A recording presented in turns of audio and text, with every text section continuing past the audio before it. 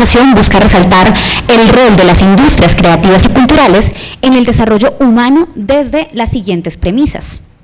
La primera, el valor de las industrias creativas y culturales no solo radica en su potencial económico, aspecto que es importante resaltar porque permite encontrar una sostenibilidad financiera para el sector, sino sobre todo en su rol en la producción de bienes simbólicos capaces de generar beneficios sociales, no necesariamente monetarios, que promueven y mantienen la diversidad cultural y aseguran el acceso democrático a la cultura. Y la segunda premisa que tenemos es el impacto social de las industrias creativas y culturales. También se da desde el rol de este sector como fuente de desarrollo, entendido no solamente en términos de crecimiento económico, sino también como medio de acceso a una existencia intelectual afectiva, moral, espiritual satisfactoria. Aquí cito el artículo 3 de la Declaración Universal de la UNESCO sobre la Diversidad Cultural 2001. Este espacio será moderado por Paola Andrea Cano Molina, doctora en Sociología de la Cultura de la Universidad Alicante de España, magíster en Historia y socióloga de la Universidad del Valle, directora de la especialización en Gestión de las Artes y la Cultura, investigadora del grupo POICES, profesora del Departamento de Arte, Arquitectura y Diseño de la Pontificia Universidad Javeriana de Cali. Miembro del grupo de trabajo Sensibilidades, Subjetividades y Pobreza del Consejo Latinoamericano de Ciencias Sociales, CLASCO. Su trabajo de investigación se ha centrado en el campo de la sociología de la cultura en temas relacionados a prácticas culturales, rituales, migración y poblaciones afroamericanas. Este espacio también contará con la participación de Lady Higido, economista, consultora, experta en economía y cultura, emprendedora, docente universitaria y exdirectora de Estrategia, Desarrollo y Emprendimiento Cultural del Ministerio de Cultura de Colombia. Nacida en Cali, especialista en la creación, implementación y evaluación de proyectos para el desarrollo local a partir de la cultura y la creatividad de un territorio. Magíster en Ciencias Económicas y candidata a doctorado en Economía de la Pontificia Universidad Javeriana de Cali y Autónoma de Barcelona. Con más de 17 años en roles de dirección, coordinación, consultoría y asesoría de proyectos sociales de industrias culturales y creativas, se ha desempeñado como conferencista, tallerista a nivel nacional e internacional e investigadora, y es parte del equipo de líderes de Latinoamérica Creativa. Actualmente continúa trabajando en la investigación para el desarrollo del sector cultural, la gestión de recursos y la construcción de alianzas a nivel local, nacional e internacional. Juan Felipe Parra, coordinador de incentivos, acceso y conocimiento, Dirección de Estrategia, Desarrollo y Emprendimiento del Ministerio de Cultura. Juan Felipe es economista de la Universidad del Valle, con maestría en Economía de la Universidad de los Andes y estudios doctorales en la Facultad de Finanzas, Gobierno y Relaciones Internacionales de la Universidad Externado de Colombia. Ha sido asesor del Ministerio de Cultura, la Secretaría Distrital de Cultura, Recreación y Deporte en Bogotá, el Instituto Financiero para el Desarrollo del Valle y fue subdirector del Departamento Administrativo de Hacienda en Cali. También ha ejercido como profesor e investigador en la Facultad de Economía de la Universidad de los Andes y en el Colegio de Estudios Superiores de Administración CESA en la ciudad de Bogotá. Bianca Suárez Puerta, asesora de Industrias Culturales y Creativas del Consejo Científico Nacional del Ministerio de Ciencia, Tecnología e Innovación. Un profundo amor por el agua, el movimiento y la disrupción ha llevado a Bianca Suárez Puerta por caminos inesperados. Produjo varios documentales, películas, eventos en vivo y estrategias transmedia. Es diseñadora, productora de cine, magíster en Antropología Social, doctora en Semiótica y postdoctorada en Desarrollo Rural. Es representante para Colombia del Comité Ejecutivo de la Asociación Internacional de Estudios Semióticos. Al final de la presentación, y como ustedes ya lo saben, tendremos un espacio de 10 minutos para preguntas del público. Nuestro equipo, identificado con chalecos azules, les hará llegar el micrófono para que puedan realizar sus intervenciones. Podemos dar comienzo al panel.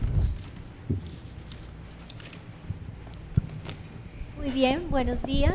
¿Se escucha?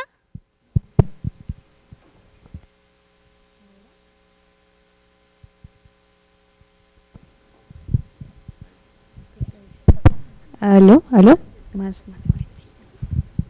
Muy bien, ¿ahora se escucha? Bien, buenos días, la bienvenida para todos y todas a este evento, a este encuentro de arte y creatividad. En el marco, pues, ¿cambiamos? Si quieres, A ver, probemos. ese está perdido ya. ¿Ahora mejor? Mucho mejor. Sí, ¿no? Bueno, entonces vamos a dar inicio con una ronda de preguntas a partir de esas dos premisas que nos presentaban en la introducción de este conversatorio.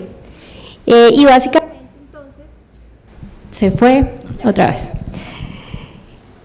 La primera pregunta para todos tiene que ver con si reconocemos que en el marco de las industrias culturales se destaca el papel protagónico que tienen los beneficios económicos que de ellas se derivan. La pregunta en concreto es, ¿qué otros beneficios identifican ustedes desde su experiencia y en el sector en el que se desempeñan? ¿Sí? Entonces, ¿quién quiere empezar? ¿Sí? ¿Sí? Pues uno de los principales y más importantes beneficios que yo he visto, si pensamos en la historia de la cultura, el arte y sobre todo de la creatividad, es esa multidisciplinariedad, esa infinita multidisciplinariedad. Algunos de los más importantes artistas, no solo desde el Renacimiento, sino mucho antes, trabajaban con ciencia, matemáticas, con física, pero también generaban óperas, desarrollaban poemas y en medio de sus creaciones generaban también o componían también discursos políticos y dejaban un legado para la historia y de esa manera criticaban la sociedad. Así que el arte, las industrias culturales y creativas han evolucionado de maneras absolutamente inesperadas y esto es como que lo podemos ver nosotros todo el tiempo. Sobre todo pues en Hollywood, digamos que en la época dorada de Hollywood un artista tenía que cantar, bailar y eso ya lo sabemos con cualquier TikTok. Entonces el cine y el entretenimiento pues nos ha dejado unos cambios y unos legados vastísimos. Uno de los más grandes beneficios es que el cine y el entretenimiento nos abre la oportunidad de ver el futuro de una manera completamente diferente, espectacular. Lo que estamos viendo aquí es un pedazo de Dick Tracy, ya la película, pero originalmente era una tira cómica que se lanzó en 1931, dibujada por Chester Good, y era un policía duro, y lo que me parece interesante es cómo él tenía un reloj de pulsera con el que se podía intercomunicar, y pues eso no nos parece nada novedoso hoy en día, ¿no? Todos tenemos muchos relojes inteligentes que nos permiten comunicarnos con cualquiera y nos está mostrando notificaciones. No creo que Chester Wood, cuando diseñó esa tira cómica, llegara a pensar cómo eso iba a revolucionar o transformar nuestra vida cotidiana. Entonces el arte, la creatividad, la cultura, nos abre con imaginación de una manera increíble oportunidades que llegan a ser parte de nuestra vida cotidiana. Otra situación, si la pensamos, podría ser este otro traje que vemos acá. Es un traje de lo más normal, ¿sí? Ustedes me imagino que vieron la película El Zodiaco Chino. Creo que se me devolvió, es el Zodiaco Chino, con Jackie Chan. No es cualquier traje, pero lo que sí me parece interesante es cómo este traje tiene una patente que fue presentada ante la Oficina de Patentes de Estados Unidos en el 2003, y eso significa que puede ser comercializada, puede ser vendida, puede ser, ¿cómo se dice esto? Puede venderse este traje para otras personas. Entonces, las patentes era algo que normalmente hacían los científicos para como guardar sus inventos, y en este caso nos damos cuenta que inclusive las industrias culturales y creativas, un diseñador de indumentaria también pudo haber presentado una patente.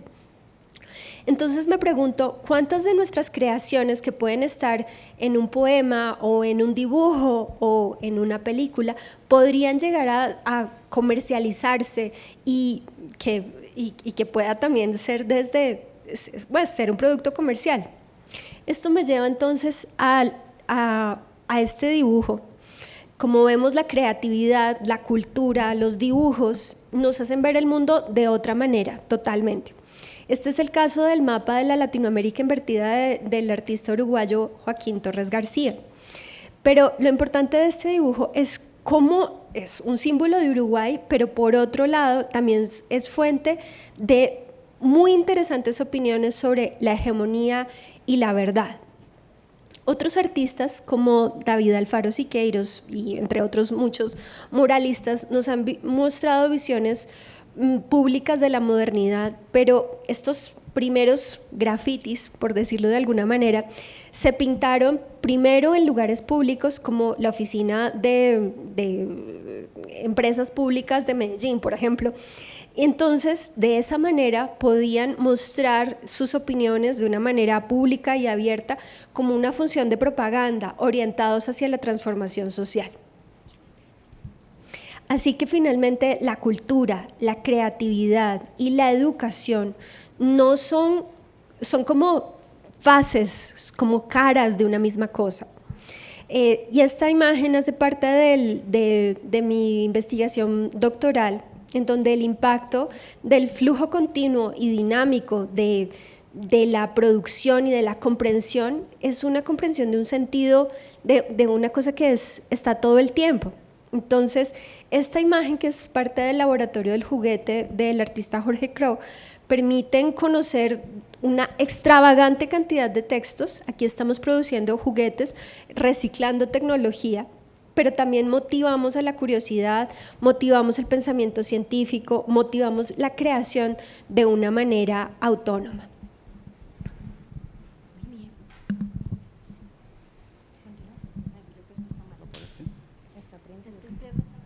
Sí. Hola, buenos días. Como en la misma línea de Bianca, a mí me parece muy interesante algo que se mencionaba anteriormente, y es que los artistas terminan siendo muy visionarios. Yo creo que eso se mantiene en el presente, pero además lo uniría con un tema desde la economía, y es que definitivamente quitémosle el concepto de industria y hablemos de cultura, arte y creatividad. Desde ese foco, yo creo que no estamos hablando qué más cosas puede generar aparte de lo financiero.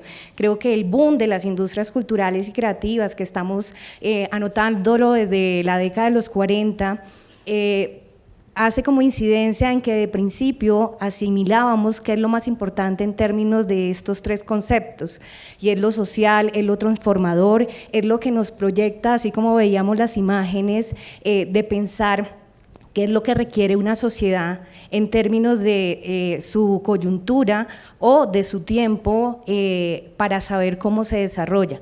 Es por eso que me parece tan importante pensar y devolver un poquito el discurso de la industria cultural y creativa en el formato en que tenemos que pensar ahora cuál es el producto o cuál es su función para generar riqueza, y lo estoy diciendo como economista, y hay algo de algunos autores que me parece vital.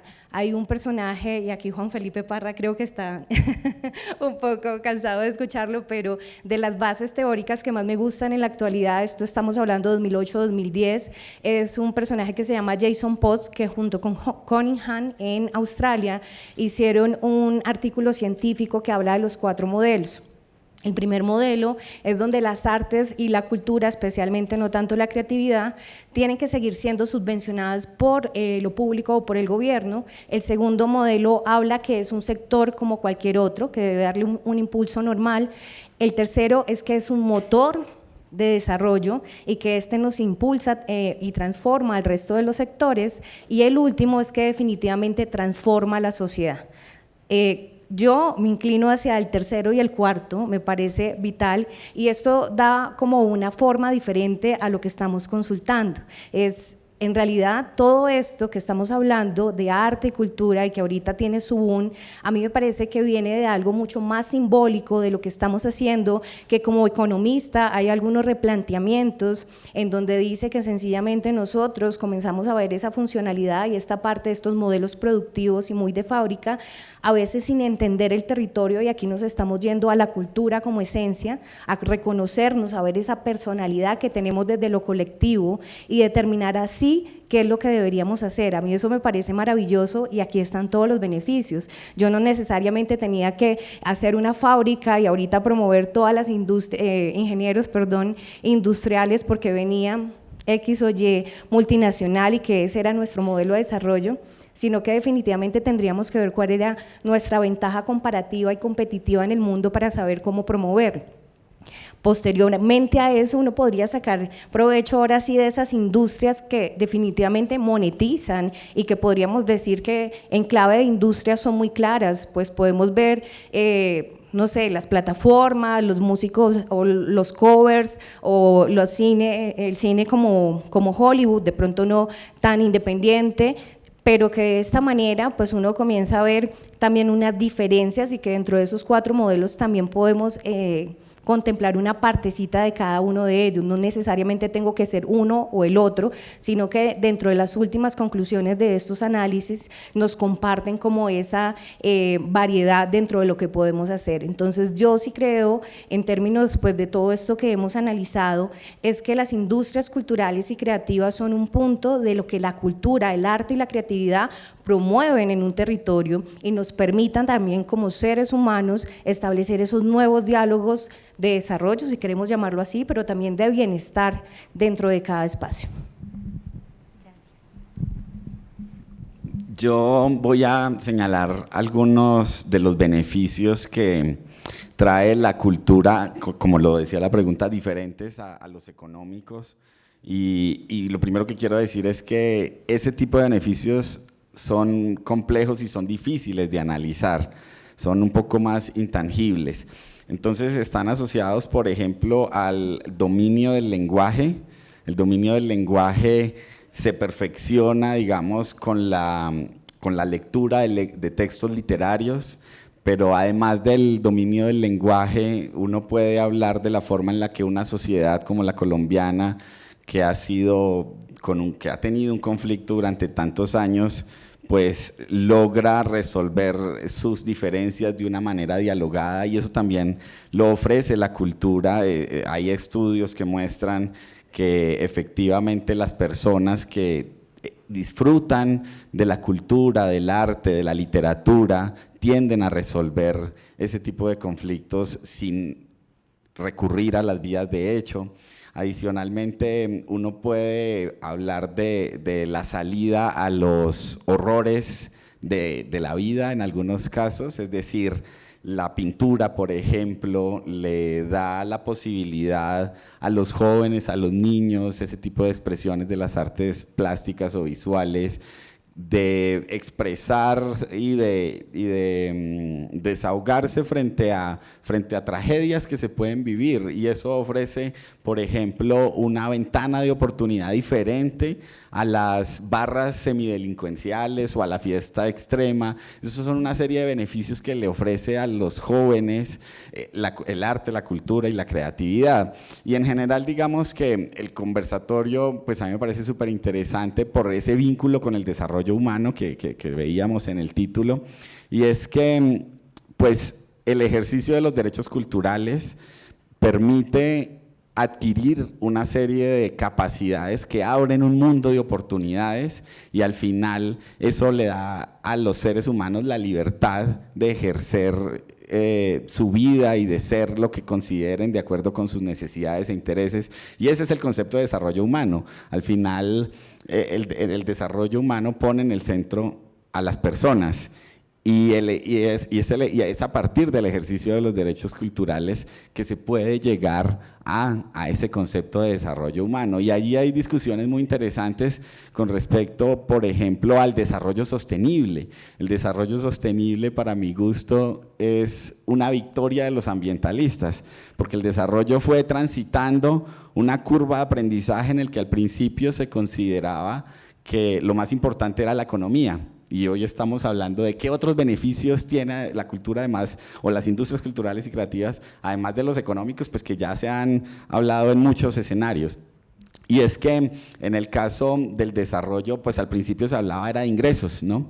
De los empleos y del PIB y el PIB per cápita, digamos que fue como esa transición hacia lo social también, es decir, no es solo crecer, sino que además crezcamos con equidad. Crezcamos, pero que los beneficios lleguen a todos. Entonces ahí llegó el segundo eje, que era lo social. Entonces economía, lo económico, lo social eran los dos ejes del desarrollo, y la gran victoria de los ambientalistas fue meter el tema de la sostenibilidad, pues porque no podemos acabar con lo que tenemos que garantizar para las generaciones futuras que puedan acceder a lo que nosotros accedemos hoy. Entonces, la cultura, digamos, ahí pareciera que no tiene mucha cabida, y por eso hay movimientos que buscan insertarla en ese debate del desarrollo sostenible como un cuarto eje, pero yo lo he manifestado en algunos escenarios y creo que eso es tratar de montarse en un bus que ya va lleno, porque los ODS fueron el resultado de los objetivos del desarrollo del milenio que no se cumplieron, y los ODS están programados para el 2030, y a 2030 no se van a cumplir. Entonces, en vez de estar tratando de montarnos en ese bus lleno, la cultura tendría que desarrollar una comunidad académica que permita ponerla como un eje central, un cuarto eje, una cuarta pata de la mesa, que ahí sí le da la sostenibilidad real por muchas de las cosas que hoy vamos a hablar o que ya venimos hablando. Y yo quisiera que pudieran proyectar un video el de los niños, por favor, para ilustrar un poquito todos estos temas.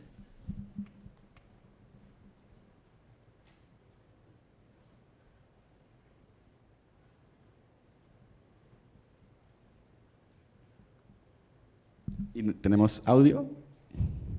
Uhambe nami zungangishilana Jerusalema ikhaya lami ilondoloze uhambe nami zungangishilana dawo yami ayikholana buso wami awukholana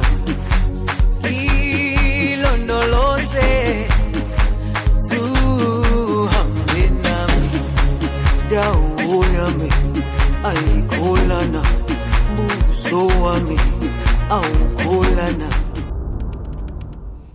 Este es un pequeñísimo video de Masaka Kids, creo que es que se llama la cuenta que tienen en Instagram y tienen su canal en YouTube, y es un orfanato que queda en África, donde además, digamos, de lo que hace un orfanato, el concepto de cultura es lo que hace a este tipo de iniciativas diferentes, y digamos que esto se relaciona con todo el concepto de desarrollo sostenible, porque uno no se imagina la sostenibilidad del mundo sin pensar en el ser humano, sin pensar en quiénes somos, en cómo nos relacionamos, en qué es lo que disfrutamos, en qué queremos ser, en qué queremos hacer. Entonces yo cierro ahí y creo que al final el mensaje de la forma en la que la cultura impacta a la vida humana y al mundo en general, y los beneficios que genera, pues es transversal completamente, y hay que llevar este tipo de debates a otras instancias, porque siento que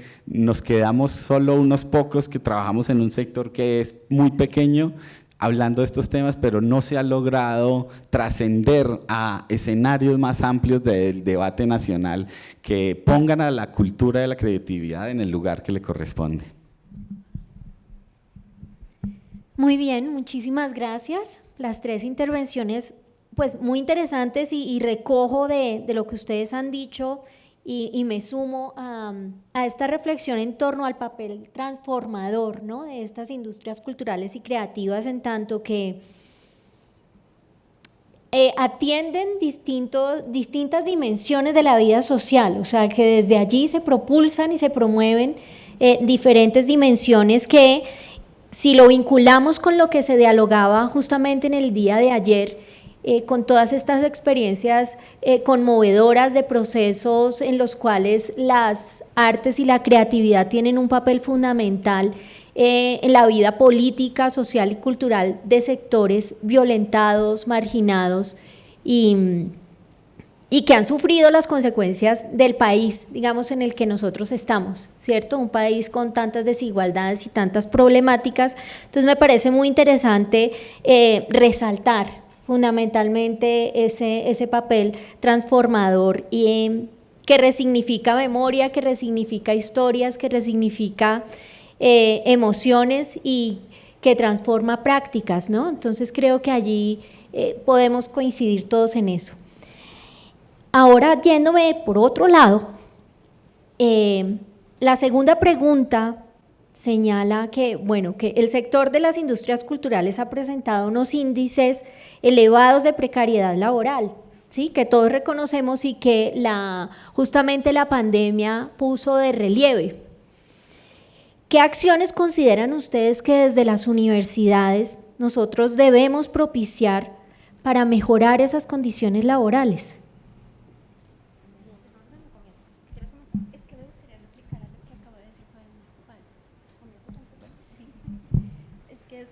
Justo venía pensando que muchos de nosotros somos artistas integrales, ya sabemos hacer videos y sabemos hacer audios y sabemos hacer dibujos, inclusive muchos saben bailar coordinadamente con la música para videos de TikTok, pero para pensar en el desarrollo no es, o sea, sí, obviamente es desarrollar esas cosas que tienen que ver con el entretenimiento, pero me gustaría que presentaran una imagen que tengo, que todos la conocen o se la conocen súper bien, y es como Colombia, nosotros, este país en el que vivimos, es uno de los países con mayor diversidad del mundo. Somos el segundo país con mayor diversidad después de Brasil, el segundo.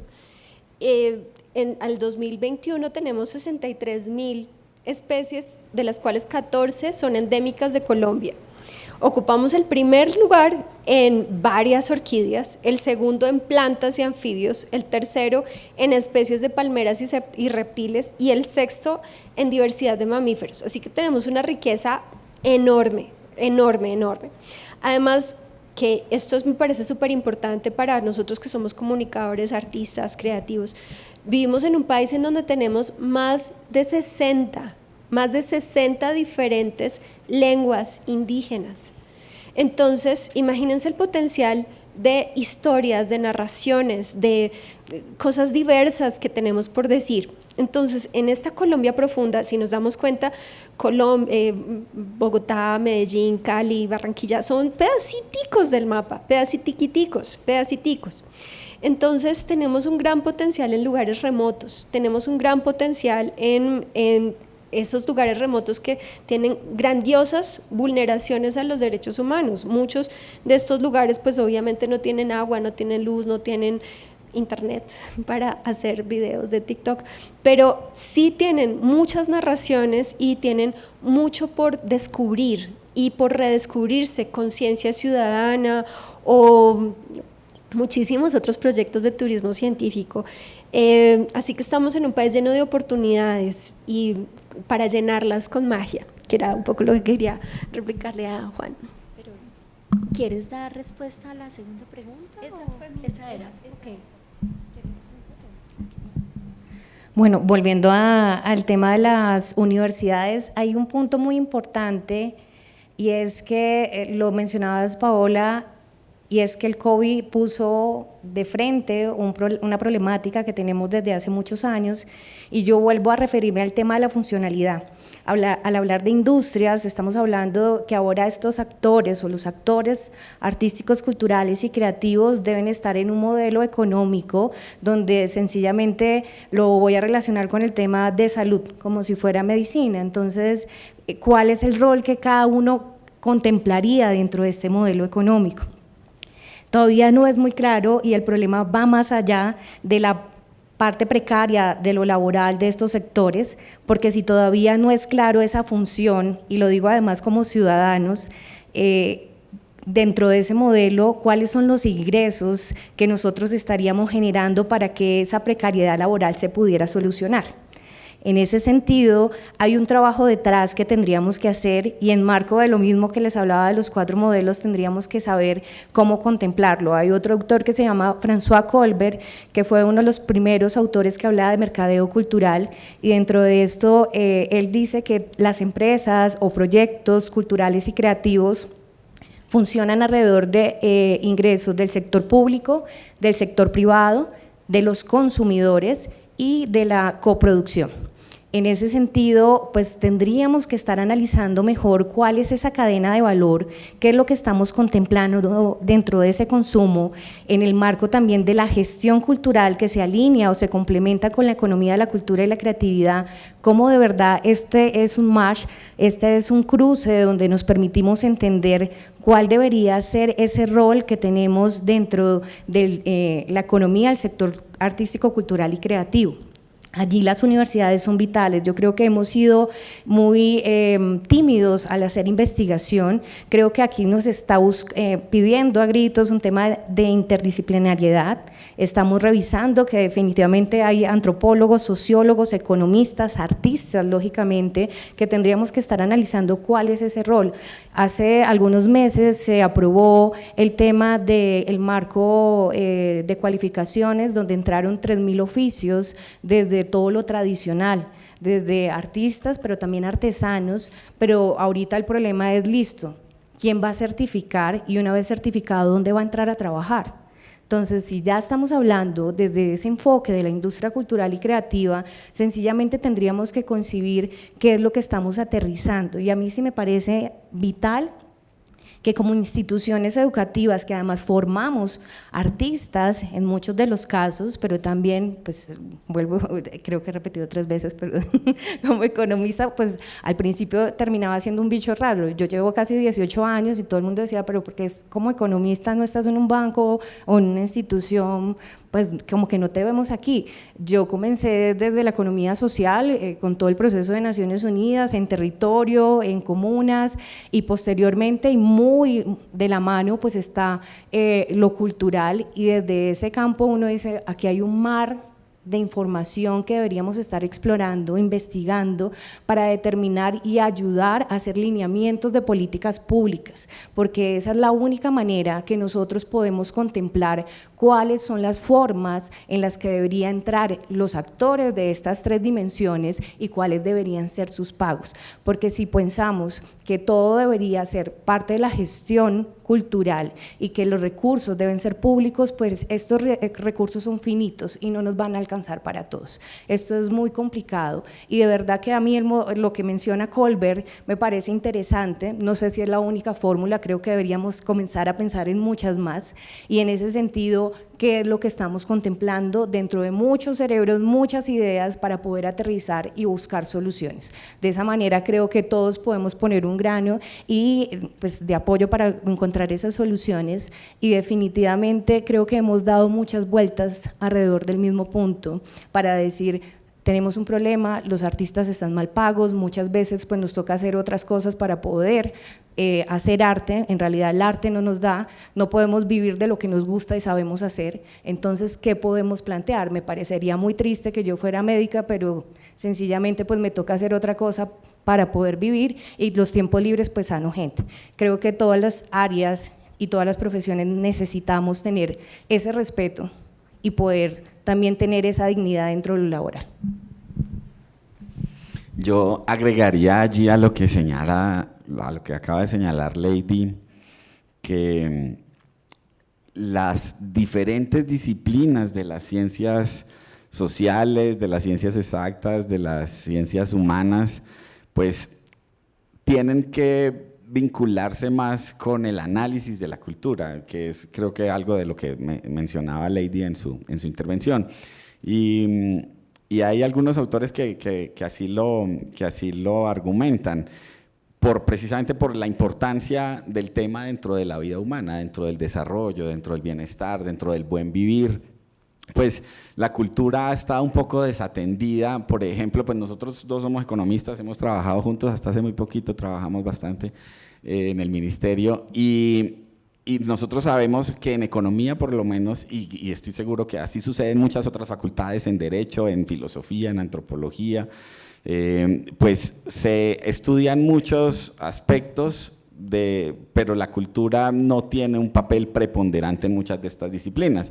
En el caso de la economía, uno, por ejemplo, se encuentra con muchos economistas que se dedican al sector financiero, que se dedican a analizar los retornos de la educación, que se dedican a ser economistas agrícolas, y eso ha logrado que esos sectores logren desarrollarse. Hoy el sector financiero conoce cuál puede ser la forma de asegurar las cosechas, que es algo bastante complejo por el cambio climático, por las temporadas, etcétera, pero después de muchos análisis lograron establecer líneas de crédito específicas que atiendan a sus necesidades. En el caso de la cultura, todavía seguimos luchando para que los sectores formales como el bancario entiendan cuáles son las garantías intangibles que desde la cultura se pueden ofrecer, ¿no? Y estamos en mesas con el sector financiero para que entiendan cómo, por ejemplo, el nombre de un artista que quizás no es del mainstream o de los más famosos, pero de todas formas tiene unos nichos, tiene unas audiencias cautivas, pues le puede servir como una garantía, así el banco no lo conozca, ¿no? Y incluso, por ejemplo, las resoluciones de estímulos, de los estímulos públicos que entrega el ministerio para que los artistas puedan llevar a cabo sus actividades, sus presentaciones, sus investigaciones, pues las resoluciones muchas veces dicen cuál es el valor al cual accedió como beneficiario, y esa podría ser una garantía para que el banco diga, no, pues este man, el gobierno le está garantizando que le va a entregar el estímulo, entonces le puedo prestar fácilmente porque aquí me está mostrando cuál es esa garantía. Entonces ese tipo de cosas, digamos, que ayudan a la formalidad del sector, y sin duda creo que hace parte de la construcción de una gran comunidad académica que logre acercarse a los detalles, a las especificidades, que logre comunicar adecuadamente a otras instancias de la vida nacional, pues cómo este sector tiene sus propias dinámicas, cómo este sector tiene unas especificidades, pero que no necesariamente pues hacen que sea más difícil acompañarlo o apoyarlo, por ejemplo, con recursos monetarios para desarrollar pues toda su oferta.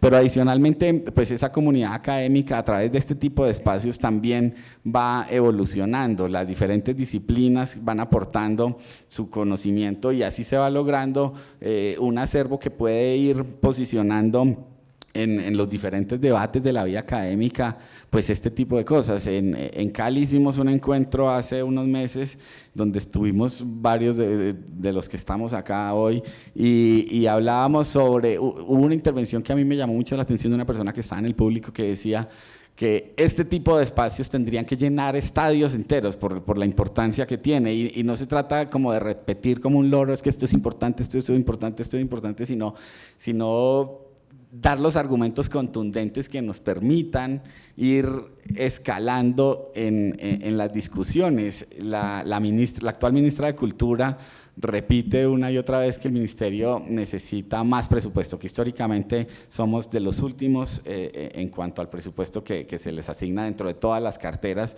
a pesar de esa transversalidad que hemos hablado acá. Y sin duda pues se espera un incremento muy importante a nivel presupuestal, que puede estar del orden del 40% de lo actual, pero sí, con todo y eso va a seguir siendo de los más bajos. Entonces, pues creo que hay una serie de acciones de política pública que van ayudando, y creo que también es un poco de conciencia para lograr que esa comunidad académica sea más amplia, para además permitir que a través de, por ejemplo, instrumentos de política pública como el Marco Nacional de Cualificaciones que señalaba Lady, pues permitan mostrar la manera en la que hay una serie de oficios que sin duda ayudan a los diferentes eslabones, no solo de los ecosistemas culturales y creativos, sino de muchos otros sectores.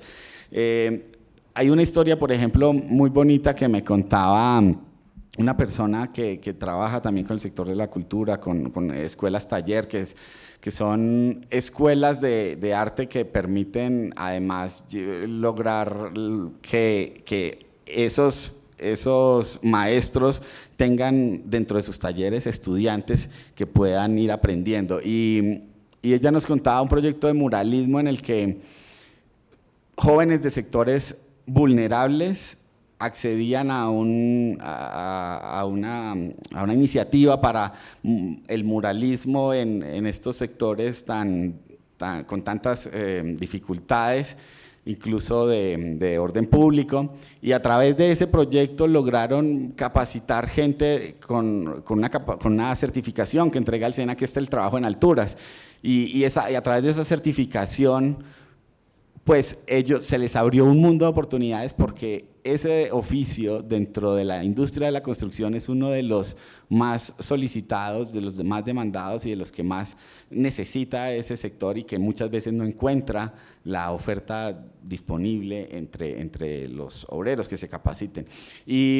Y eso, digamos que a través del proyecto de muralismo accedieron a esas oportunidades, y se les abre un mundo de oportunidades donde pueden desarrollar su vida de una manera, pues, con unas posibilidades que de otra manera no hubieran tenido. Y eso pasa con muchos sectores. Yo quisiera que nos proyectaran un video el de Juan Pablo Barragán, que habla de la manera en la que el hip hop también abre oportunidades a muchas personas, y la parte que más me gusta de ese video es cuando él dice que el hip hop le ofreció a estos jóvenes… Para mí el hip hop es una oportunidad, porque voy a tratar de resumirlo así. Cuando yo era un pelado de un barrio, venía de un padre violento, que también había recibido toda esa violencia del campo, que nos empezó a brindar un camino. Yo quería ser malo, porque venía de un barrio donde vivía el malo y el bobo. Entonces, entre el malo y el bobo existía el buena gente, existía el que podía ser puente entre esas dos personas. ¿Sí? Es que ya me están escuchando, ya todo bien. Listo, entonces existía ese puente. Entonces, yo como quería ser malo, yo no tenía el corazón. Entonces, el rap fue el que me mostró un camino distinto en medio de ese contexto de violencia, en ese contexto que yo venía de mi familia, y me empezó a mostrar el escenario como punto de giro, como ser orgulloso de subirme a un escenario y cantar, de ser orgulloso de pintar una pared, de tener el poder y la capacidad de tener el arte en las manos, ¿sí? Y empezar a transformar mi vida y mi barrio. Yo por eso siempre digo que el hip hop me salvó la vida, porque yo sé que mucha gente que conoció el hip hop cambió, porque el arte siempre será herramienta de transformación, y quería como resumir esa pequeña historia de la llegada del hip hop a mi vida, que me hizo entender que ser malo en el barrio, no, eso no, ¿para qué? Ya hay muchos malos, dijo un amigo, necesitamos gente chimba, gente bacana, necesitamos gente que resignifique nuestros barrios, y el hip hop resignifica quiénes somos y de dónde venimos. Entonces quería decir cómo es, para mí eso fue el hip hop, fue la luz que me mostró un camino hermoso que ha hecho de lo que soy yo todo, de mi familia, de mi parche, de mis amigos, de ustedes. Entonces creo que el hip hop es una luz bellísima que alumbró muchísimos barrios del mundo. Y yo creo que, ya para cerrar, porque creo que me pasé un poquito el tiempo, pues el rol de las universidades también puede colaborar en esos propósitos que nos mostraba, porque los jóvenes enfrentan una multiplicidad de angustias, de estrés, muchas veces llegan sin saber exactamente qué es lo que quieren, y nos han vendido la idea de que lo que uno estudie, ya a eso se va a dedicar el resto de la vida, y resulta que no, que todo el tiempo nos estamos reinventando. Entonces existen muchas posibilidades para que la universidad logre, digamos, atender a esas problemáticas que los jóvenes enfrentan. Muy bien, muchas gracias a los tres. Aquí recojo, bueno, creo que es una pregunta problemática por todo lo que nos implica a las universidades pensarnos, ¿no? En la contribución de de mejorar esas posibilidades laborales.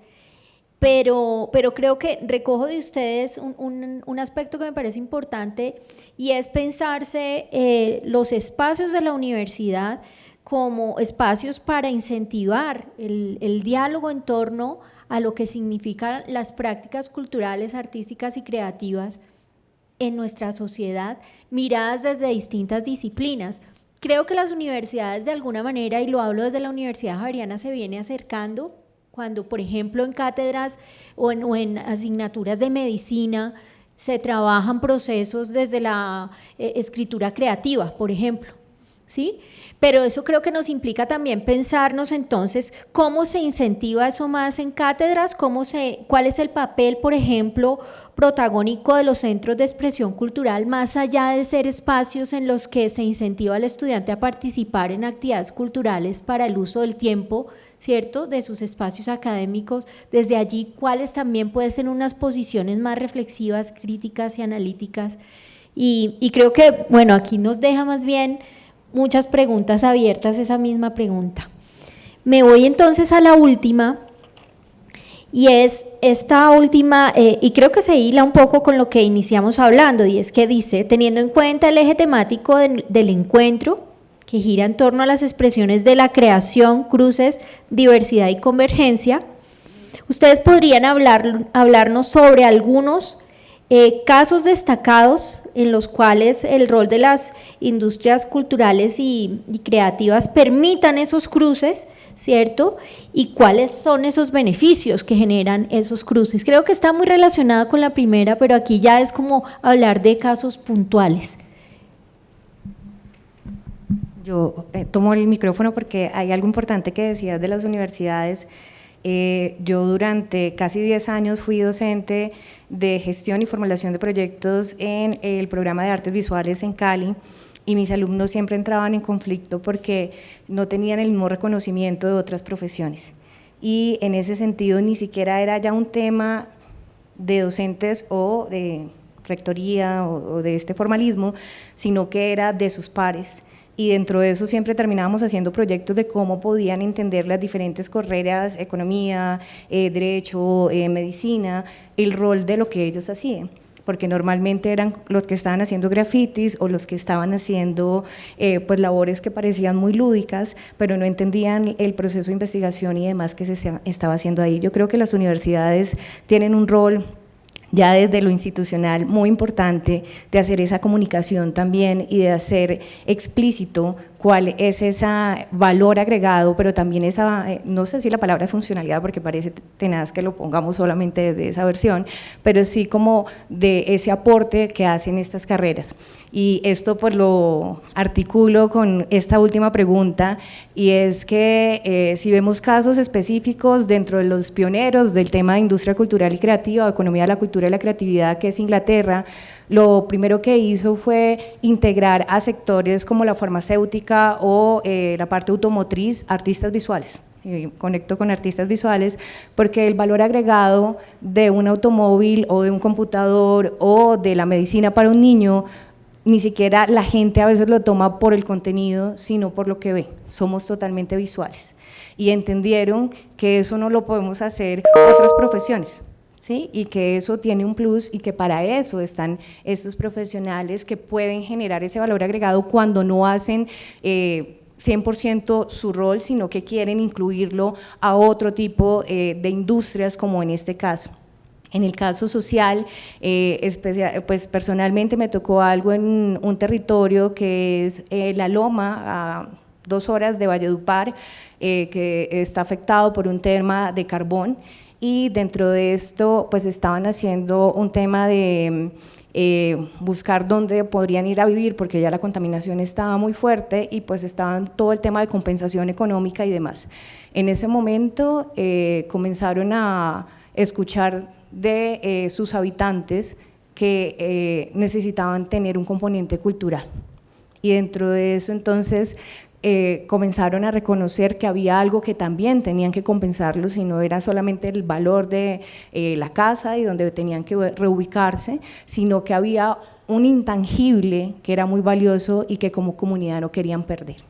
ante estos procesos uno dice, el emprendimiento cultural y creativo, aquí ya no hablamos de industria cultural y creativa, tiene un componente muy fuerte, y era que ellos también querían unidades productivas con las que iban a poder vivir, porque ya no iban a estar empleados por las carboneras, ya se me olvidó la palabra, pero que iban a vivir, y ellos claramente ubicaban el tema del emprendimiento cultural y creativo desde las manualidades, desde la artesanía, desde la música, y desde ahí hubo una respuesta social muy interesante que pues a mí me tocó como el primer componente de la primera fase, y ahí uno comienza a ver desde lo industrial, pero también desde lo comunitario social, cómo esto es una respuesta y cómo comienza a generar valor. Creo que pues nos podríamos quedar aquí infinito, porque hasta lo analizábamos hace algunos meses también con Juan Felipe, pues que todo el tiempo estábamos tratando dentro de la política pública. Hace como 2 meses aprobaron el COMPES 4090, que nos lo trabajamos muy fuerte porque sabemos que era necesario también generar algunas alternativas para que se pueda evolucionar en términos de emprendimiento cultural y creativo, y decíamos hasta el sector financiero, los nuevos consumidores pues están, o sea, en la reactivación, el tema de festivales, de música, de teatro, de danza, todos nos volcamos también otra vez a las experiencias, y quienes nos están dando esas experiencias, la industria cultural y creativa, y cuál es la manera en que no lo pongamos en términos de compensación, cómo la banca es tan estratégica e inteligente de entregar recursos para que esto dinamice una economía y que también nos permita, en términos de estos sectores, tener recursos para poder hacer todos estos proyectos. Entonces creo que ahí hay como unos ejemplos específicos desde lo social, desde lo industrial, y también desde esto que debería ser una oportunidad para otros sectores que a veces no lo ven tan claro, pero que de verdad no es una donación, es una inversión. Yo, sí, efectivamente, cuando leía la pregunta, también la relacioné mucho con la primera de las intervenciones. En cuanto al inicio, yo mencionaba que existen múltiples efectos que son difíciles de analizar, y entre ellos mencionaba el dominio del lenguaje, ¿no? El dominio complejo del idioma que se perfecciona a través de la lectura de textos literarios, no tanto académicos, no tanto científicos, sino este tipo de literatura que a todos nos encanta. Y la razón por la que lo menciono es porque en esas convergencias y en esos cruces de los que nos habla la pregunta, pues allí hay una serie de beneficios que se adquieren con respecto a ese dominio complejo del idioma, y es que en general eso favorece las competencias laborales en cualquier sector. En general los cargos directivos requieren de saber leer y escribir bien, porque eso le permite entender procesos lógicos que caracterizan las diferentes actividades económicas, pero además transmitir una información de una manera adecuada. Nosotros, por ejemplo, cuando ahora estamos en un ejercicio de planeación y nos hablan del plan anual de adquisiciones, del plan de acción, del plan estratégico institucional, y cada uno tiene, digamos, unas metodologías, unos procedimientos, unos estándares. Entonces, poder transmitir esa información es clave para que no se duplique el esfuerzo y no se ponga lo que va en el plan de acción, en el plan estratégico. Ese tipo de cosas que aparentemente son muy específicas, pues al final tienen un impacto si uno ha logrado desarrollar esas capacidades de lectoescritura que se benefician de la existencia de bibliotecas, que se benefician de la educación desde sus inicios, pero de que la cultura esté presente también en la educación.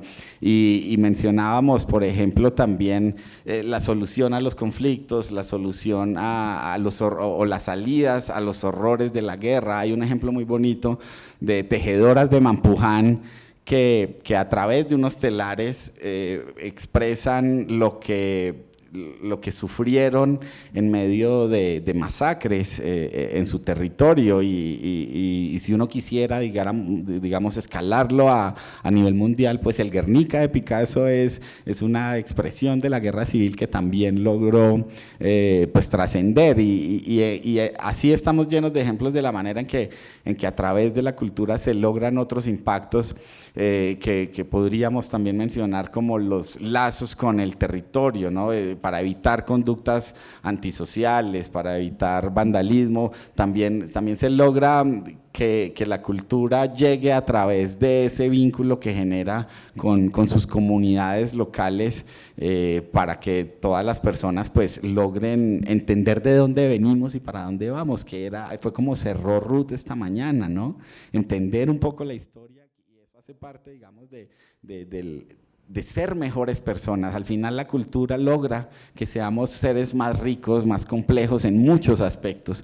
Esos cruces son determinantes para la vida en general, y hay un bailarín que lo explica muy, muy bien en uno de esos videos de BBVA de educación, donde él dice que uno no se alcanza a imaginar todo lo que sucede al momento de alguien ejercer la danza. Entonces él muestra cómo a través de la danza se manifiestan muchas expresiones culturales. Él dice, un bailarín esculpe el cuerpo, un bailarín interpreta la música, un bailarín y empieza a mostrar cómo la danza convoca otras expresiones culturales, pero además en términos de capacidades personales, pues él cuenta cómo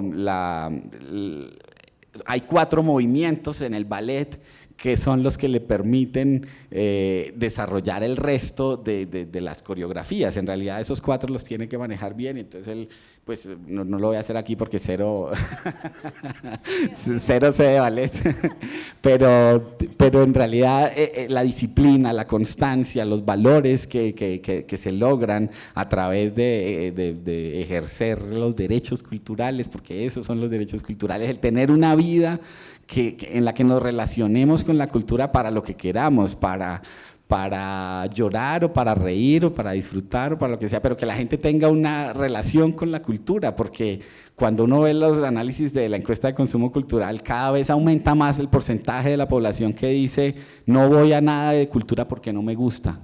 Pero ese no me gusta es una caja negra, hay que romper esa caja negra para entrar a ver por qué es que la gente no se relaciona con la cultura, por qué no vamos a danza, por qué no vamos a bibliotecas, por qué no vamos, bueno, las bibliotecas están entre los primeros, pero entre los que más se visitan, pero hay muchas expresiones culturales que en realidad no hacen parte de la vida de las personas.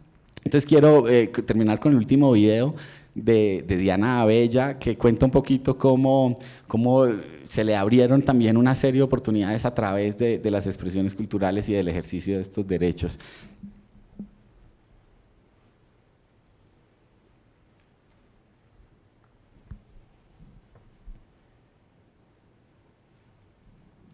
Que muchos nos fuimos a la calle huyendo de cosas que tal vez no nos sentíamos a gusto en nuestras casas, en nuestros hogares, y allí el hip hop nos recibió, pues de la manera también, digamos, en que nosotros veníamos formados desde casa, con las herramientas que ya traíamos, y eso, digamos, que se alimentó junto con el hip hop, la cultura, y pues las calles, que era donde estaba alojado el hip hop. Y para mí, ¿qué ha representado?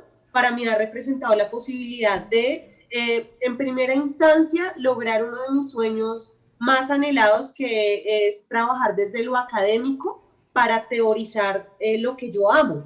Y lo que yo amo es el hip hop. Entonces, eso ha sido como una amistad y un amor recíproco entre lo que hago académicamente y lo que hago, digamos, como adepta al hip hop y sus 4 elementos. Y como artista, el rap me lo ha dado todo. Yo tengo estudio, tengo trabajo, tengo vida, tengo felicidad, todo. O sea, en mi vida mi percepción es que todo se lo debo al rap y al hip hop como cultura. Entonces, por eso es que tal vez muchas de las personas que hacemos parte de este movimiento musical lo vemos de manera tan, en cierta manera, mística, y un poco sagrada también, una especie de religión, porque nos brindó unas herramientas que como jóvenes de sectores populares de ninguna manera hubiéramos tenido. Yo soy una mujer que nació en el barrio Santa Rosa. Quienes conocen Bogotá y conocen el barrio Las Cruces, Los Laches, Los Chircales, entenderán que son zonas periféricas con pocas oportunidades, y que el hip hop, entender hoy en día que esté, digamos, yo cursando una maestría, que escriba para medios también, pero también académicamente, es sin duda un regalo y un camino que abrió el hip hop. Entonces yo creo que ahí, digamos, ilustran esos testimonios, los cruces, las convergencias de esos beneficios que se obtienen de la cultura y de la creatividad, que tendríamos que profundizar más y ser, digamos, más efectivos en la forma de comunicarlos para que cada vez este tipo de espacios logren acceder a escenarios de mayor importancia y de mayor impacto también, ¿no? Muy bien. Muy bien, pues creo que todos estamos acá muy relacionados con lo que estamos diciendo. Una de las cosas más importantes que estamos mencionando es que tenemos una multidisciplinariedad para desarrollar, y sobre todo me gustaría mencionar respecto al gran mapa que estaba mostrando antes, es como no solamente tenemos que pensar en las ciudades, sino que, bueno, mi sueño o lo que antes pasaba en Colombia, que de pronto algunos de sus papás lo vivieron, es que en los pueblos había cine. Y en los pueblos habían muchas otras manifestaciones culturales que se fueron perdiendo. Antes las películas llegaban o en burro o en aviones, en avionetas. Entonces perdimos mucho de esa cultura, y universidades como la Universidad Javeriana hace que muchos de sus estudiantes puedan visitar el territorio, y eso es algo que creo que no, complementando la primera pregunta, la segunda pregunta, pero también cómo darle voz a los que no tienen voz también es importante, no solamente el gran director o la gran cantante que todo el mundo conoce, sino cómo generamos gremios, cómo generamos clústeres, articulaciones entre diferentes sectores económicos. En este caso estamos viendo es una escultura de Víctor Gripo. Esta hace parte de mi investigación doctoral, en donde trabajé los rasgos ideológicos y políticos de diferentes textos artísticos de artistas que trabajaban con tecnología, con programación, con software, con cables. Y en este caso Víctor Gripo está presentando la energía de Latinoamérica por medio de esta obra tan sencilla. Si ustedes saben, la papa está inclusive hasta en el vodka, pero cómo nosotros, Latinoamérica, hemos alimentado al mundo de alguna manera.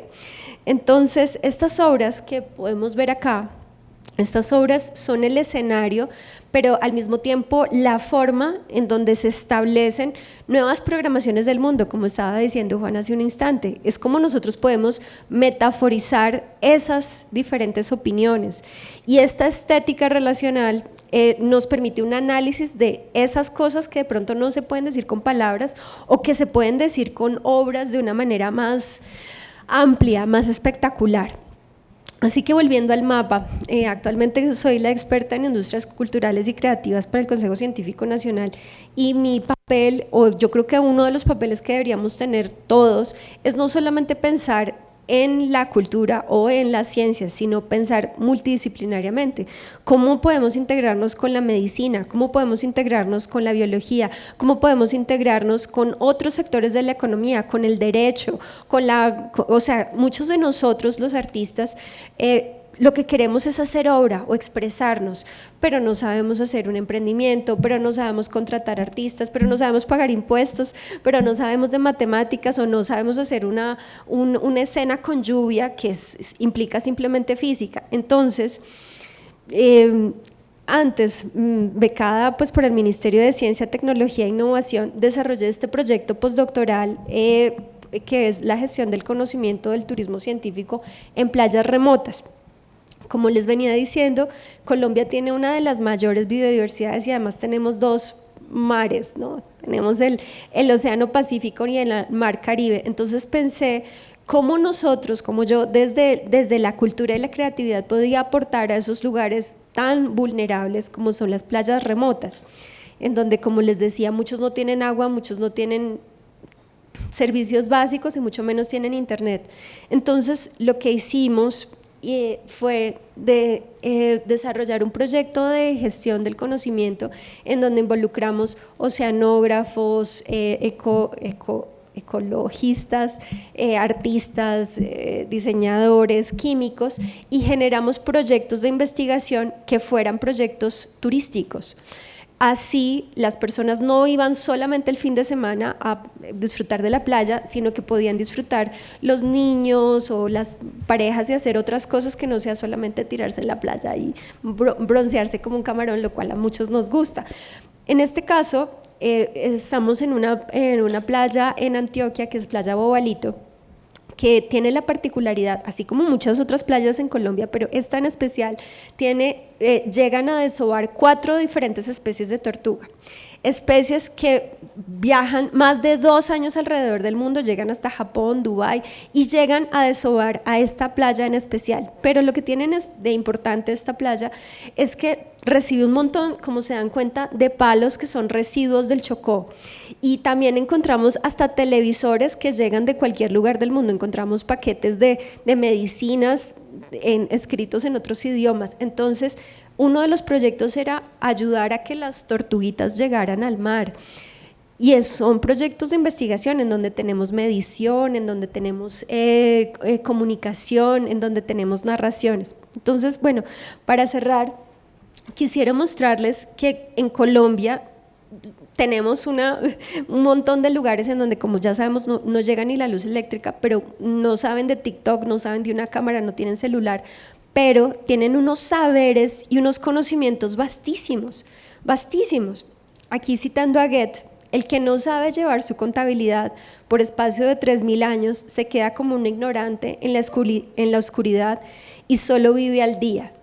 Entonces nosotros tenemos semejante riqueza y no la conocemos, no sabemos cuáles son esos mitos, leyendas, tenemos una riqueza por explotar y comercializar también, pero sobre todo para preservar. Y si pensamos en ese reconocimiento de esa biodiversidad, en ese Plan Nacional de Cultura el que estamos trabajando hasta el 2032, estamos suficientemente preocupados sobre todo por esa biodiversidad, no solamente biológica, sino del territorio y de los saberes. Y de esa manera sería un marco para la paz. Aquí quiero mencionar que he trabajado con investigación, acción participativa e innovación social en diferentes sectores de Colombia. Y por ejemplo del loto, que es una flor que se asocia con las aguas estancadas, pero sobre todo es una flor que purifica el agua, se identifica con un mito que es el atún. Así lo mismo, hemos hecho proyectos, por ejemplo, en la comunidad de San Onofre, en Sucre, en donde hemos resignificado la yuca, donde en muchas comunidades indígenas se siembra yuca, en donde se entierran personas, porque simboliza el paso de la muerte a la vida. Entonces, tenemos unas oportunidades enormes. Por ejemplo, en este proyecto en San Onofre, cambiamos esas cadenas de valor en donde personas estaban más de 6 meses al año sin hacer nada, solamente tenían los 4 meses de la producción de la yuca o de recoger de la yuca, y resignificamos eso no solamente con sus narraciones, sino también modificando las cadenas de valor a partir de la harina de yuca, generando nuevos productos.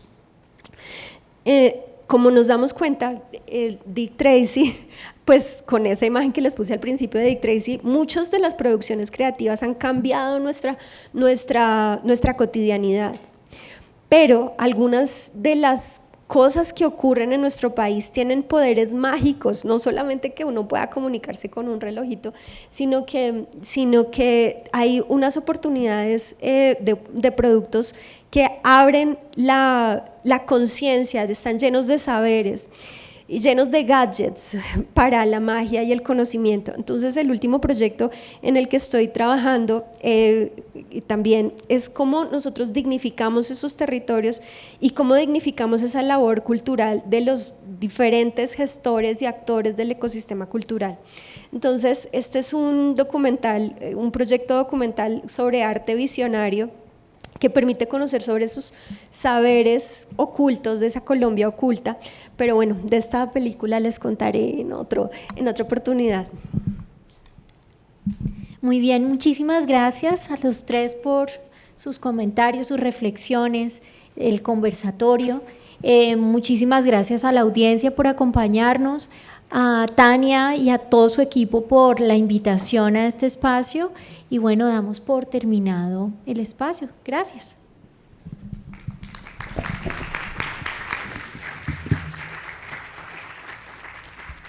Paola, Lady, Juan Felipe y Bianca, muchísimas gracias. Gracias también a las personas que nos acompañan de forma virtual en el CREA Javeriano. Saludamos a Aleja Pastor, José Padilla 108 y a las demás personas que se están conectando. Vamos a abrir el espacio de preguntas. Tenemos un espacio pequeñito y ya vi por allá la primera pregunta, segunda y tercera. Adelante. Ay, perdón que yo lo cerré ahí si seguían las preguntas. Bien, gracias. Bueno, muchísimas gracias por las reflexiones. Creo que hay bastantes cosas que entender allí, digamos, ese vínculo que al parecer, ¿se escucha? Sí. Ese vínculo que al parecer huele a azufre, que es el que tiene que ver entre la economía y la cultura, pero que es tan fundamental justamente para gestionar la cultura, pues porque sin recursos no se pueden hacer proyectos culturales. Creo que ahí hay un elemento muy importante pues para seguir reflexionando. Creo que pues se vuelve fundamental. Y otro elemento que creo, y ahí sí tengo como una pregunta, Bianca, en lo que presentas, me parece muy interesante el trabajo que has hecho, tiene un poco o tiene mucha relación un poco con lo que yo trabajo, que es esa línea de relación entre conocimiento y creación, por ejemplo, y que me surgen dudas un poco en la apuesta, sobre todo porque tu apuesta tiene que ver mucho con la institucionalidad pública también, de la vinculación, digamos, o del trabajo, digamos, de la industria cultural, ¿sí? Del trabajo de quienes hacen parte de la industria cultural en la región, ¿no? Que esas, digamos, he visto que has insistido mucho en esta propuesta, y me gustaría saber cómo has articulado en los proyectos y también en la propuesta programática que tienen ustedes, en ese trabajo con región que estoy de acuerdo que hay que hacer, entre lo que hacen los creadores, ¿cierto?, lo que hace la industria cultural y las comunidades locales. Es decir, cuál es la participación real de estas comunidades locales en esos procesos, también económica, ¿no? Porque en investigación, digamos, hay una de las cuestiones complejas, y es que los investigadores vamos a la región, tú decías, no llega la energía, pero llega la DIAN, por ejemplo, ¿no? No es, el Estado no está de ninguna manera, pero sí para cobrar. Entonces, ahí hay una cuestión, digamos, fundamental, y es que las comunidades participan de los proyectos, colaboran, contribuyen con los proyectos, pero hay una gran dificultad a la hora de gestionar recursos también que contribuyan a las comunidades económicamente, pues porque la gente tiene necesidades económicas, la gente tiene familias, la gente también tiene hambre, la gente, digamos, la cultura es importante, digamos, ya lo hemos visto y creo que lo hemos ejemplificado aquí en este conversatorio muy bien, pero a la hora de pensar, digamos, más allá del caso de los niños del orfanato, ¿no?, a la hora de pensar más, digamos, lo espiritual y todo lo que la cultura contribuye, que estamos de acuerdo en eso, en la parte económica, que pienso que también tendría que haber derecho a tener, digamos, a ganarse, digamos, la vida con dignidad en estos sectores. ¿Cómo articular esa economía tanto para los creadores, ¿sí?, que necesitan ganarse la vida y tener dignificada su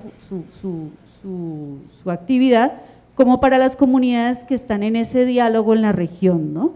Esas comunidades que contribuyen un poco en estos procesos que tú has mostrado y de lo que están haciendo y que nos has mostrado y nos has dicho que están haciendo, digamos, cuál es la apuesta, el programa, la perspectiva, digamos, lo que han pensado en términos de línea programática para beneficiar a ambos sectores de la sociedad, tanto a quienes crean, a quienes, digamos, están en el sector de la producción de las ideas, de la producción simbólica, como aquellos que están contribuyendo desde sus propios valores y haceres culturales, desde sus propias situaciones particulares, ¿cierto?, a esos procesos.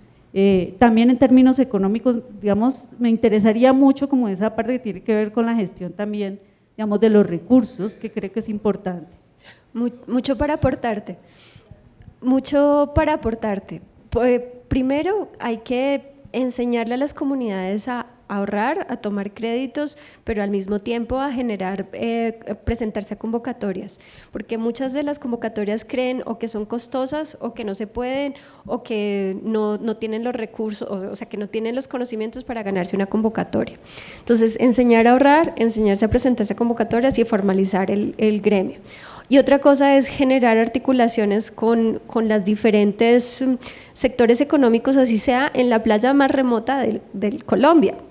Esto significa involucrar al colegio a que vengan los niños a jugar con las tortugas, a hacer proyectos que sean de cultura, de entretenimiento, de danza, de creatividad, de reciclaje, pero que involucre a la comunidad local. Muchos de los proyectos turísticos siempre estamos pensando en el turista extranjero que viene con divisas, y eso implica pues mayor gasto ambiental porque es un avión viniendo lejísimos, y no estamos pensando en el vecino de al lado que si viniera todos los fines de semana me aportaría mucho más. Entonces es cambiar totalmente el modelo, es cambiar a que mi público es la señora del lado, la tía, el niño que podría venir desde ayudarme como voluntario, pasar el tiempo o ser un guía turístico. Entonces, por otro lado, es cambiar la figura de quién es el líder, sino cómo nosotros como comunidad estamos aunados en preservar no solo la cultura, sino desarrollar nuestro territorio. ¿Sí te respondí?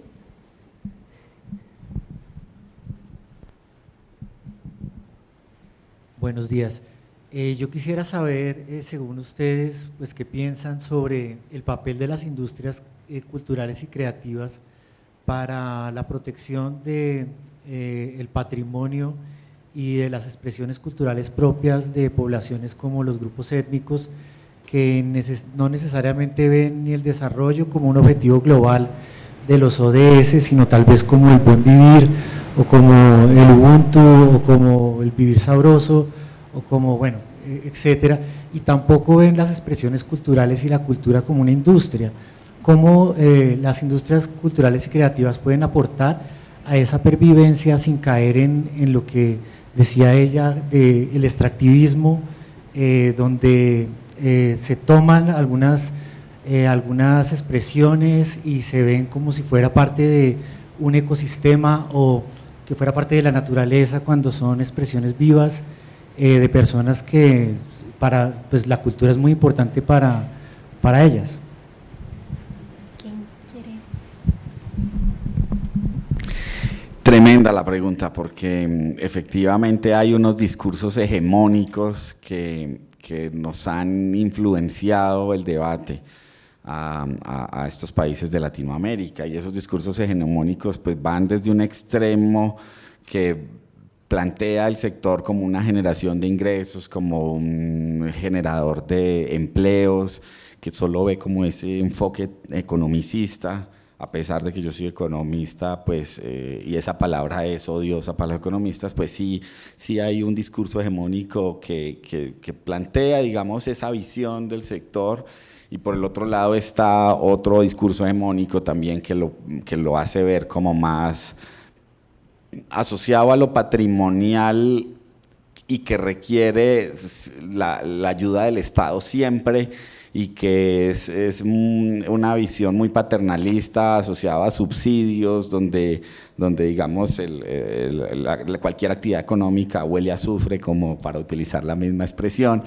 Pero entre esos dos extremos y discursos hegemónicos que han influenciado la forma en la que nosotros abordamos las industrias culturales o la economía cultural y creativa en general, pues hay unos grises, ¿no? No todo es blanco o negro, hay unas zonas en las que pues pueden haber ciertos equilibrios, es decir, hay comunidades, por ejemplo, que sin necesidad de tener un enfoque extractivista reconocen que de todas formas requieren recursos para desarrollar su actividad. Entonces, pues sí es difícil desde la política pública lograr esos equilibrios, y sí hay tensiones, pero no creo que sea imposible. Es decir, la misma definición de desarrollo humano que plantea que es la libertad de que la persona defina lo que quiere ser o hacer según sus necesidades e intereses, incluye esa opción, ¿no? Si la necesidad o el interés de una comunidad en particular no es abrirlo al mercado, sino simplemente mantener o garantizar su sostenibilidad en el tiempo, pues debería poder hacerlo, y debería el Estado también facilitar las condiciones para que eso se dé de esa manera, ¿no? Y cuando decimos que se dé de esa manera, pues es que si es necesario protegerlo, pues habrá que protegerlo. El paisaje cultural cafetero es una de las más difíciles a la que se enfrenta el país, por ejemplo, porque nunca se ha sido riguroso en materia de calcular las cargas que ese tipo de parques pueden soportar, ¿no? La carga de la cantidad de visitantes, y se generó una compactación de los suelos que impide que se filtre el agua y que lleguen, y por eso están cayendo las palmas del Valle del Cocora. Entonces, digamos que hay que tener en cuenta una gran cantidad de condiciones y hay que avanzar hacia esos equilibrios en los que, ok, podemos disfrutar, pero sin acabar con lo que estamos haciendo, y allí, de ahí la importancia como de que la comunidad académica se amplíe, que sea multidisciplinar, porque necesitamos a ingenieros agrónomos, a una gran cantidad de disciplinas trabajando porque la cultura, el patrimonio nacional pues se permanezca en el tiempo, se defienda y que logremos también disfrutar de él. Entonces, pues no es una pregunta difícil, no sé si me fui por las ramas, pero eso es como lo que podría aportar. Solo me gustaría acortar una cosa, y es que en Colombia, pero en toda Latinoamérica, pienso yo, muchas veces cuando pensamos en el arte es como algo que nos llena el espíritu, pero muchas veces el arte también necesita ser impulsado por lo económico. Entonces, eso pasa mucho en Latinoamérica, y es que cuando estamos haciendo, te muestro aquí mi arte, pero muchas veces necesitamos venderlo, necesitamos presentarnos a una convocatoria, necesitamos pagar el agua, los servicios, y como que vemos lo económico como que eso ya no es arte, como que eso ya no es bonito, o eso ya no me llena el espíritu, eso yo no me tengo por qué importar, no me tiene por qué importar eso no hace parte de mi práctica. Y creo que no tiene que ver tanto como con la formación, más sí como con el sentido común, como que hay que entender que lo económico hace parte también de la creatividad. O sea, si yo no tengo el escenario, o si yo no tengo los artistas, o si yo no le pongo un abogado para pagarle a los contratos a los artistas, pues las cosas no van a surgir o no van a desarrollarse de una manera exitosa. Entonces, me parece importante por ese lado la formalización del arte. A pesar de que queramos vivir sabroso, a pesar de que queramos hacer una obra que nos llene por lo espiritual, tenemos que también sentir que toda nuestra comunidad, no solo lo económico, sino que todas la mamá, los abuelas, las tías, todos nos veamos beneficiados. Entonces, de pronto ese vivir sabroso es entender que necesitamos pensarlo como una comunidad de clústeres, de sectores, no económicos, pero sí de diferentes disciplinas. Pienso que puede ser esa otra respuesta. Yo, antes de ir a la pregunta, necesito participar de eso y es que a mí me inquieta mucho lo que vos estás planteando, y es que aquí estamos hablando de un sector en el que se incluyen unas ciertas prácticas culturales, creativas y artísticas que dialogan con lo que las industrias culturales plantean, pero hay otra serie de prácticas que no necesariamente tienen que ser incluidas en esto, y hablamos de esas prácticas que son prácticas de orden patrimonial, de orden material o inmaterial, que responden a unas lógicas completamente distintas y a las que también tenemos que atender en unas reflexiones muy distintas, que si bien incluyen esto, ¿sí?, también responden a unas lógicas y a unas formas de hacer y de transmisión y de valoración y de resignificación y significación para las comunidades. Y creo que allí, a eso que tú apuntas, creo que plantea necesariamente la reflexión en torno al fortalecimiento en el reconocimiento de aquellas prácticas que requieren salvaguarda, no solamente del Estado, sino que ya la dan las propias comunidades, y allí hay una lógica muy distinta. Entonces, eso da para quedarse ahí otro rato, me parece a mí, pero lo tenía que decir, perdón. Hola, ¿cómo están? Brevemente, en 2019 llegó un reto y Londres era el referente, sonaba rarísimo, pero era que los pubs en Londres trataran de convertirse en centros culturales porque Londres quería subir la infraestructura cultural numéricamente, y ese fue como el reto que tratamos de seguir acá del Consejo Distrital de Infraestructura. Suena loquísimo, pero sonó también increíblemente retador y ambicioso. Entró pandemia y definitivamente no pudimos, y había toda la infraestructura con Viceministerio de Industrias Creativas y con todos los denominados ADNs y distritos creativos aquí en Bogotá, pero no se logró. Mi pregunta sería, ¿qué creen que va a suceder con ese Viceministerio de Industrias Creativas y con los denominados distritos creativos que hay ahora en Bogotá y que están teniendo boom en otras partes de Colombia? ¿Qué creen que va a suceder con eso? Pues yo pienso, mi referente principal es la Orquesta Filarmónica y los colegios filarmónicos, que no tienen relación tan directa, pero pienso que lo que ya se ha implantado, que esto fue desde la alcaldía de Petro, lo que ya se ha sembrado no se puede cortar. Entonces es más interesante las oportunidades que hay para ver en nuestro país, y esas cómo se replican alrededor de Colombia y del mundo. Por ejemplo, los colegios filarmónicos, antes era solo la Orquesta Filarmónica de Bogotá con sus 80 músicos y la gente, los gaffer y la gente de administración, pero ahora con los colegios filarmónicos hay muchísimas otras ofertas de trabajo, profesores, músicos, los niños también entran en estos ciclos. Entonces creo que si eso se abrió en el 2019, probablemente sean las semillas para que una infraestructura y después una estructura más grande se alimente de eso que nos nutre tanto, que es el arte, la creatividad, la poesía, la danza, la música y el arte en general. Esta pregunta también es muy difícil, y en particular para mí, que trabajo todavía en el Ministerio de Cultura.